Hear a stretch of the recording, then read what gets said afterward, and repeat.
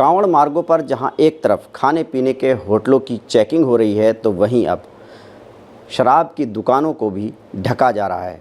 हालांकि इस दौरान शराब की बिक्री जारी रहेगी। इस पर बात करने के लिए हमारे साथ पूर्व सांसद और समाजवादी पार्टी के नेता डॉक्टर एस टी हसन साहब हैं। उससे बात करते हैं। सर, शराब की दुकानों को ढका जा रहा है जो कांवड़ मार्ग पर हैं, लेकिन बिक्री जो है वो जारी रहेगी, क्या कहना चाहेंगे? देखिए, शराब और मांस की दुकानों को बंद करने के पहले आदेश थे। अब शराब की दुकानों पे तो सिर्फ ढका जाएगा और गोश्त की दुकानें बंद कर दी जाएंगी। क्या गोश्त की दुकानों को भी ढक के बिक्री नहीं की जा सकती, या होटलों को ढक के बिक्री नहीं की जा सकती?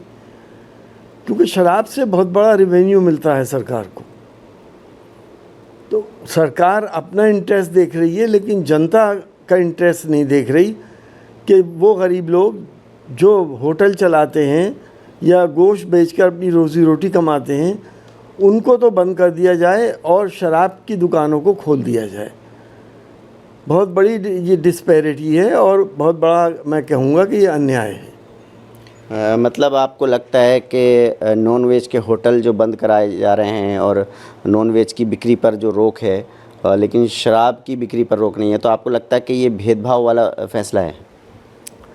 देखिए, शराब भी हिंदू धर्म में अच्छी नहीं समझी जाती, और ख़ास तौर से इन दिनों में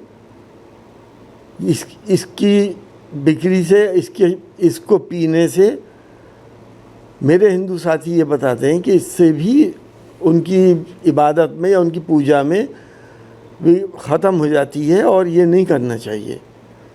तो जितना गोश्त अपराधी है, उतनी ही शराब भी अपराधी है धर्म के मामले में। तो दोनों को एक साथ बैन कर दें, बिल्कुल नहीं बिकनी चाहिए, या बिकें तो दोनों चीज़ें बिकें और पर्दे में बिकें और किसी को दिखे नहीं। लेकिन सरकार का ये मानना है कि इससे राजस्व सरकार को मिलता है शराब की दुकानों से, उसकी बिक्री से शराब की, तो इसलिए उसको ढक के बिक्री जारी रहेगी। तो इसमें दिक्कत क्या है? देखिए, राजस्व इस कांवड़ पत्ती के ऊपर ही सारा मिलता है, और सरकार अपना फ़ायदा तो देख रही है, राजस्व मिलता है, और धर्म नहीं देख रही यहाँ पर कि धर्म में कितनी खलल पड़ रही है।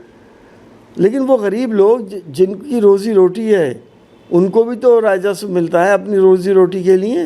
तो आपको क्या लगता है कि शराब की अगर बिक्री रहेगी तो इससे भी कांवड़ियों की जो शुद्धता है वो भंग होने का डर है? हाँ, मुझे यही जैसा मुझे पता है कि शराब से भी कांवड़ियों की शुद्धता के ऊपर भंग हो जाती है, और वो भी इस ज़माने में कोई भी हिंदू भाई शराब नहीं पीता है। जमीयत उलमा हिंद ने जो उदयपुर फाइल्स फिल्म है उसकी रोक पर मांग लगाई थी। आज दिल्ली हाई कोर्ट ने उस पर रोक लगा दी है, उसकी रिलीज़ पर। क्या कहना चाहेंगे? देखिए, एक ज़माना था जब फिल्में बनती थीं और जो सांप्रदायिक सौहार्द को बढ़ावा देती थीं और लोगों को एक सोशल एटमॉस्फेयर देती थी। पिता की क्या जगह होती, माँ की क्या जगह होती है, ये सब कुछ हुआ करता था।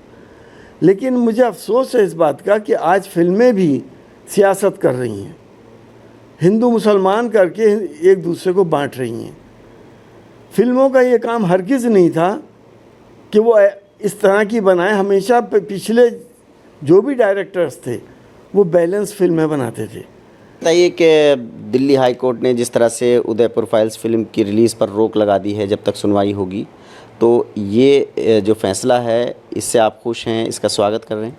यकीनी तौर पे इसका हम स्वागत करेंगे और करते हैं, क्योंकि इस फिल्म के अंदर कुछ ऐसी बातें दर्शाई गई हैं जो इनका रिलीज़ हुआ है छोटा सा पोर्शन, उसमें मुसलमानों की दिल आज़ारी हो रही है।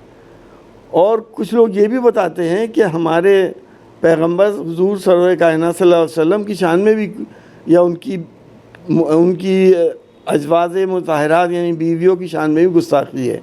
वो तो हम हरगिज़ भी बर्दाश्त नहीं कर सकते। तो हाई कोर्ट ने सांप्रदायिक सौहार्द को बरकरार रखने के लिए फ़ैसला दिया है, हम इसका तहे दिल से स्वागत करते हैं।